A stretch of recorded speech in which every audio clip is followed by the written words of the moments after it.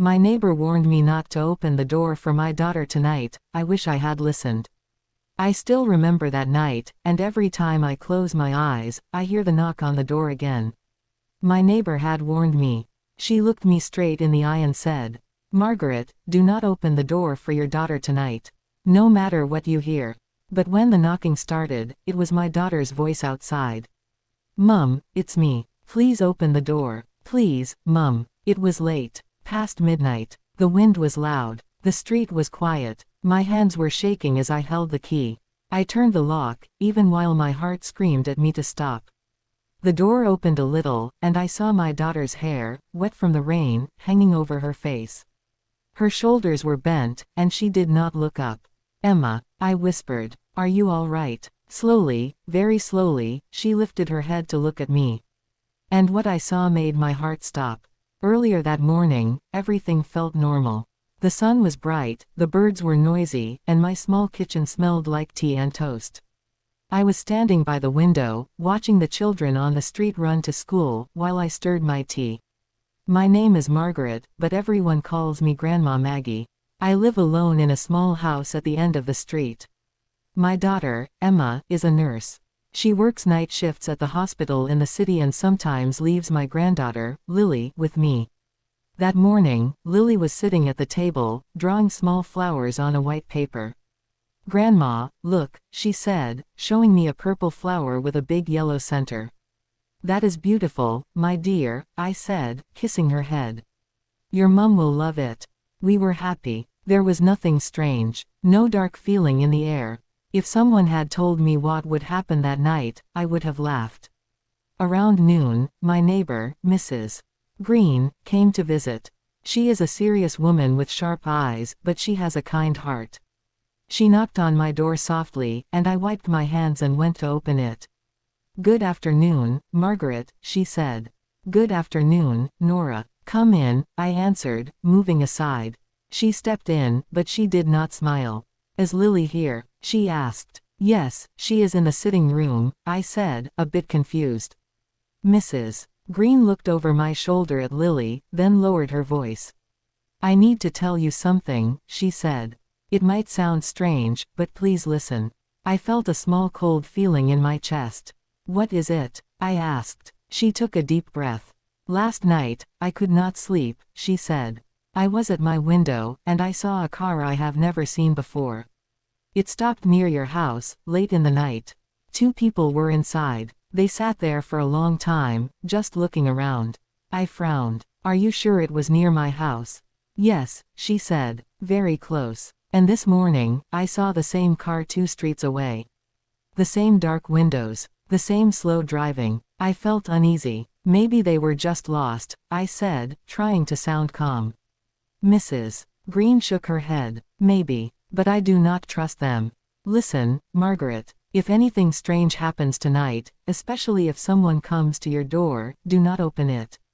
Even if you think it is someone you know. Call the police first. Please." Her words were heavy. I did not like them.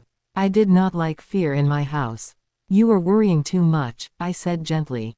"I will be fine. Emma is working tonight, but she will come in the morning. And I will lock the doors like always." She stared at me for a long moment. "I hope you are right," she said quietly. "But I am serious. Do not open the door for anyone tonight. Not even for your daughter." Those words made me angry inside. Not open the door for my own child. That sounded wrong. After she left, I tried to forget what she said. The day went on. Lily watched cartoons, we cooked rice for lunch, we laughed at silly jokes. I helped her take a nap in the afternoon and folded the laundry while she slept. But sometimes, I would walk past the window and look outside, just to check. No strange car, no strange people, only normal life. By evening, Emma called. "Mum, I am going in for the night shift," she said. "I will come by in the morning to pick Lily." Her voice sounded a little tired, but normal. "All right, my dear," I said. "Be safe. Lily made a drawing for you." "Ah, give her a kiss for me," Emma replied. After the call, the house began to feel different. The sky turned dark. The wind grew stronger. The trees outside my window started to move like they were worried about something. I locked the back door. I checked the windows. I made sure Lily's room window was closed and her curtains were drawn. "Grandma, I am scared of the wind," Lily said, holding her teddy bear. "It is only the trees talking to each other," I said, forcing a smile. "Nothing to fear." But inside, I felt a small knot of fear. Mrs. Green's words kept coming back. "Do not open the door for anyone tonight.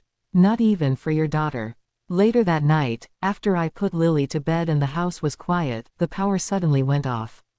The lights went dark. The fridge stopped humming. The whole house fell into silence.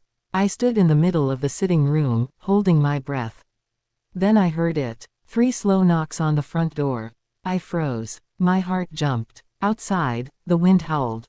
From behind the wall, I heard Mrs. Green's voice calling from her house, loud and afraid. "Margaret, do not open that door." When I heard Mrs. Green shout those words, my whole body went cold. But then the knock came again. 3 slow knocks. And this time, a voice followed. "Mum, it's me. Please open the door." It was Emma's voice. My daughter's voice. Soft, tired, and shaking. For a moment, I could not breathe. I felt like my mind was being pulled in 2 directions. Mrs. Green's warning on one side. My child calling me on the other. "Mum, please," the voice said again. "I forgot my keys. I'm freezing. Open the door." I took a step forward before I even realized. My feet were moving on their own. But then, from the corner of the hallway, I heard Lily's tiny voice. "Grandma," she whispered. I turned and saw her rubbing her eyes, scared. "Is Mum here?" I swallowed hard. "Go back to your room, darling. I'll check." But Lily shook her head and clung to my nightdress. She never came out of bed at night. This alone felt strange, like she sensed something wrong. Outside, the knocking stopped. But the voice came again, this time louder. "Mum, open the door." There was a sharpness in it now. Not fear. Something else. I grabbed Lily's hand and stepped closer to the door, but I did not open it. "Emma," I called softly through the wood. "Why are you here? You said you were working tonight." Silence. Then the voice returned, but it was too quick, too desperate. "Mum, please, just open the door. I'll explain. It's cold. I need to come in." I felt my heart beating hard. Something was wrong. Emma never spoke like that. Never rushed. Never panicked. I tried again. "What hospital are you coming from?" I asked. "What happened? Why didn't you call first?" This time, the voice hesitated. A long pause. Then, "Mum, just open the door. Please." Not one answer to my question. Not one detail. I stepped back. Fear crawled up my spine. "Mum." The voice snapped suddenly, loud enough that Lily screamed and hid behind me. "Open this door now." That did it. My hands shook so hard that my fingers tingled. Mrs. Green's warning echoed in my head like a bell. "Do not open the door for anyone tonight. Not even for your daughter." Before I could think of what to do next, my phone rang. The sudden sound made both Lily and I jump. I grabbed it quickly, hoping it was Emma. It was. Her name flashed on the screen. Emma, calling me. But the person outside the door was still knocking. My heart nearly stopped. I answered the call with trembling fingers. Hello. Emma, Mum." Her voice sounded normal, calm, tired. Exactly like she sounded earlier in the evening. "Mum, why are you awake?" she asked. "Is everything okay?" My knees almost gave way. I stared at the door. The knocking stopped. Whoever was outside had suddenly gone silent. "Emma," I whispered, barely able to get my words out. "Where are you?" "At the hospital, Mum," she said. "On my break." "Why?" I felt my bones turn cold. Are you anywhere near the house?" I asked. "No," she said quickly. "Not for hours." "Why? What's happening?" I opened my mouth to answer. But before I could speak, there was a sound outside. A slow, heavy scrape across the front door, like someone dragging their nails down the wood. Lily cried and covered her ears. I pressed my hand over her mouth gently, trying to stop her from making noise. On the phone, Emma heard my shaky breathing. "Mum, what's that sound? Mum, talk to me." Someone outside whispered, very low, almost like they were breathing the words into the crack of the door. "Let me in, Margaret." That was not Emma's voice. Not even close. I wanted to run. I wanted to scream, but my legs were frozen. Then I heard the sound that pushed everything into terror. The door handle turned, slowly, carefully, as if whoever was outside was testing how strong the lock was. I grabbed Lily's arm, and with all the strength I had, I pulled her back toward the hallway. Her little feet stumbled as she tried to keep up. I whispered, "Don't look back," but she already did. Her eyes widened, her mouth fell open, and she pointed with shaking fingers at the door. "Grandma," she whispered, "there's someone at the window too." My heart dropped. I turned, and there, through the small gap between the curtains, a dark shape was pressed against the glass. Watching us, still, silent, waiting. The outside handle twisted again. Harder this time, and then the sound came. A loud, sharp click. Something on the lock had just snapped. The moment I heard that sharp click, my heart almost stopped. It was the sound of force. The sound of someone trying to break their way into my home. For a second, everything went silent. No wind, no footsteps, no voice. Just the heavy beating of my own heart in my ears. I held Lily tight against my chest. She was shaking so hard that her teeth were knocking together. "It's okay, darling," I whispered, though my voice was breaking. "We're going to be okay." But I didn't believe it. Not at that moment. From the phone, Emma's voice came through again, louder than before. "Mum, what's going on? What was that sound? Tell me." I wanted to answer her, but fear had locked my throat. Instead, I held the phone close and whispered, "Someone is at the door.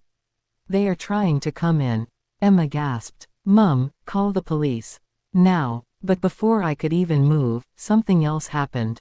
A second sound. A tapping sound. Not coming from the front door this time, but from the kitchen window. Tap, tap, tap. Slow, deliberate, close. Lily hid her face in my dress and burst into silent tears. I felt the floor tilt under my feet, like the house itself was trying to warn me. Someone wasn't just at the door. Someone was circling the house. I moved backward into the hallway, pulling Lily with me. My legs could barely carry me. Then I remembered something. The back door. I had locked it earlier, but I wasn't sure if I turned the bolt all the way. I couldn't let them get inside. Not with Lily here, not while Emma was miles away. I whispered into the phone, "Emma, stay with me." "I'm not going anywhere, Mum," she said quickly. "Just stay calm. Take Lily and go into your bedroom. Lock the door. I'll call the police right now." But I wasn't sure if the bedroom was safe. It had windows too, and the kitchen window tapping had grown louder. Tap, tap, tap. Then suddenly, a loud thud hit the back door. Like someone had thrown their full weight against it. Lily screamed. I covered her mouth gently again, trying to keep her quiet. "Mum, what was that?" Emma shouted through the phone. "They're at the back door now," I whispered. "They're trying all the entrances." Before I could take another breath, the front door rattled again. A heavy kick this time. Strong, angry, trying to break the lock completely. I panicked. I grabbed Lily's arm and rushed toward my bedroom. But the hallway felt longer than usual, like the house was stretching in fear. Another kick at the front door shook the whole house. The frame groaned. Plaster fell from the corner of the ceiling. I reached my room, pushed Lily inside, and slammed the door behind us. I locked it fast and dragged my old wooden wardrobe in front of the door. My muscles burned, but I pushed with everything I had. "Grandma, I'm scared," Lily whispered, crying. "I know, sweetheart. I'm scared too," I whispered honestly. "But we're together. Stay behind me." I turned off the lights. Everything went dark. Only the faint glow from the streetlights slipped through the curtains. On the phone, I heard Emma breathing fast. "Mum, the police are on their way. Just stay hidden. Stay quiet." A moment passed. Then another. Then, footsteps. Slow ones. Inside the house. My blood turned to ice. They were in. They had gotten inside. "Mum," Emma whispered. "Did you hear that?" I couldn't answer. I was staring at the tiny shadow beneath my bedroom door. A shadow that moved. A shadow that stopped right outside our room. Lily squeezed my hand so tight her nails dug into my skin. I held her close. The shadow paused. Then, it bent lower. Like someone was crouching, listening for us. My heart hammered. I didn't move. I didn't breathe. Then I heard it. A whisper coming from the other side of the door. Soft, calm, cold. "Margaret, open the door. I know you're in there." I felt my whole body go numb. Lily whimpered. Then the whisper changed. It deepened. It turned into something that didn't sound human anymore. "We saw the little girl. Bring her to us." I nearly dropped the phone. Emma heard it too. She shouted, panicked, "Mum, don't open that door." The shadow under the door grew darker. Bigger. Closer. Then something happened that made my blood run cold. A hand slid under the door. Long fingers. Dirty nails. Reaching for Lily's feet. The sight of that hand reaching under my bedroom door almost stopped my heart. Long fingers curled upward, sweeping the floor slowly, feeling around as if they already knew exactly where Lily was standing. I yanked her backward so fast she nearly fell. "Stay behind me," I whispered fiercely. The hand kept searching, sliding left, sliding right, then slowly dragging across the floor again like it was tasting the air. Lily buried her face in my skirt, her whole body shaking. My own hands trembled so badly I nearly dropped my phone. Emma was still on the line, breathing hard. Mum, what's happening now?" I called the police again. They said they're close. "Please talk to me." I stepped backward with Lily, deeper into the room. I could not raise my voice. I could barely breathe. When I finally spoke, it came out as a thin whisper. "Someone's hand is under the door." Emma gasped so loudly the phone cracked. "Mum, don't go near it. Don't make any sound." The hand paused. Then it turned slightly, as if it heard my whisper. The fingers stiffened. I froze. Lily froze. For a moment, everything was still. Then the fingers pressed flat against the floor, and something scraped under the door again. It wasn't a hand anymore. It was something trying to adjust its grip. Trying to pull the door. Trying to pry it open. I pushed my weight against the wardrobe even harder, though my arms were weak. The wood creaked. The door groaned. "Mum," Emma whispered. "Don't move. I think they're trying to see if you're near the door." I didn't know how much longer I could keep quiet. Lily started crying again, muffled sobs shaking her little body. The hand stiffened again. It hurt her. It slid forward. Closer. Closer. Almost touching the bottom edge of my wardrobe now. Enough. I couldn't let it grab her. I grabbed the thick metal walking cane I kept near the wardrobe and slammed it down on the hand with all the strength in my body. There was a loud crack. A horrible scream. The hand yanked back so fast it scraped the wood. My whole house shook as whoever was outside stumbled backward, crying out in pain. But the sound wasn't normal. It wasn't just a person in pain. It was deeper, twisted, like two voices screaming together. Lily covered her ears and screamed too. I held her close, my heart racing so fast I thought it might burst. "Mum, what was that sound?" Emma cried through the phone. "I hit it," I whispered. "I hit its hand." The footsteps outside the room turned frantic. Heavy, angry, fast. The doorknob shook violently. Someone slammed their weight against the door over and over, making the wardrobe jump. Dust fell from the top. Frame cracking. Wood splitting. I pushed myself harder against the wardrobe, but I was no match for the force on the other side. "Mum, the police are almost there," Emma shouted. "Just hold on. Don't let them in." I wanted to shout back, "I'm trying." But I didn't have the breath. The strikes on the door grew faster, louder, harder. The wardrobe legs began to slide on the wooden floor. Piece by piece, it was being pushed aside. "No, please, no," I begged under my breath. Then something else happened, something worse. All the noises stopped. No footsteps, no banging, no breathing, only silence. That silence was worse than the noise. I knew they were still there. I knew they were waiting, listening. I held Lily tight. Her tears soaked my sleeve. After nearly a full minute of quiet, something tapped the window behind us. Once, twice, slow. I turned my head toward the sound, dread filling every part of me. The window was covered with curtains, but I could see a faint shadow through the thin fabric. A shape, tall, still, watching. "No," I whispered. "They're at the window too." Emma screamed into the phone, "Mum, get away from the window." Before I could even move, the window shook. Once, twice, then 3 times. Hard, like someone trying to break the glass with their bare hands. I pulled Lily to the floor and shielded her with my body. The window rattled again, harder this time. The glass bent inward. A small crack formed in the corner. I couldn't think. I couldn't plan. I could only hold Lily and pray. Then I heard the most terrifying sound so far. The sound of something sliding upward. The window latch being lifted. Slowly, quietly. Someone was opening my window from the outside. Just as the window began to rise, a loud shout echoed from outside the house. A man's voice. Strong. Commanding. Police. Step away from the house. For the first time that night, hope flickered. But it came too late. The window shot upward. Something black and long slipped inside the room. An arm. A shoulder. A figure climbing in. Lily screamed. I screamed. The intruder looked straight at us. Eyes dark. Face twisted. Smiling. And then he stepped fully into the room. The man who climbed through my window didn't move like a normal person. His body bent in strange ways, like his bones were too loose or too many. His smile stretched too wide. And his eyes. Cold. Hungry. Not human. He stepped toward us slowly, like he was enjoying every second of our fear. Lily clung to me so tightly it hurt. I pulled her behind me and tried to stand even though my legs were shaking like they might give out. The intruder tilted his head. "Grandma," he whispered in a voice that did not belong to any living thing. "You should have opened the door." My breath caught in my throat. My voice came out weak, trembling. "Stay away from my granddaughter." His smile widened. He pointed at Lily with a long, thin finger. "She's the one we want."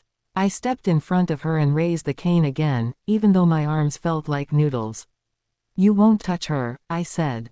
He laughed softly. A low, broken laugh that made my skin crawl. "You can't stop me." He took another step. And another. I backed up until my back hit the wardrobe. There was nowhere else to go. Outside, I heard the police shouting again. Doors slamming. Footsteps rushing around the house. Flashlights cutting through the darkness. But inside my bedroom, it was just me, Lily, and the thing that wanted her. He reached out a hand. Fingers long and crooked, coming straight toward her face. I swung the cane with everything I had. It connected with his arm.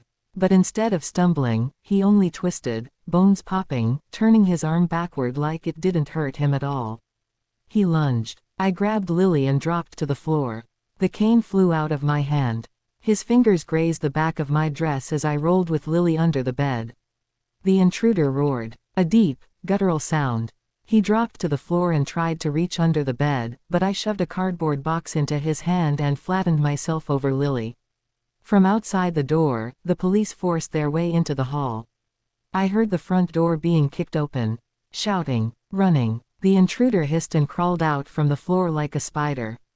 His limbs bent sharply as he darted toward the window. But before he could escape, the bedroom door burst open. 3 officers stormed in, flashlights and weapons raised. "Don't move." The intruder froze for a split second. Then he dove for the window. The police fired tasers, and the wires spun through the air. 2 darts hit him square in the back. Electricity surged. His whole body convulsed. He screamed, a horrible mix of voices, and collapsed halfway through the window. The officers pulled him back inside, cuffed him, and dragged him away as he growled and shook. His voice turned into a strange, broken whisper as they pinned him down. "I told you, don't open the door." Then he went silent. One officer helped me crawl out from under the bed with Lily. She was sobbing. I held her and cried too, unable to stop the shaking in my body. "You're safe now," the officer said gently. "You called just in time." But then another officer walked up to me. "Ma'am, we found something outside. You need to see this." He led me to the front yard. There, hidden in the bushes, was the car Mrs. Green had warned me about. Dark windows, engine running. Inside were masks, gloves, ropes, and a long black coat.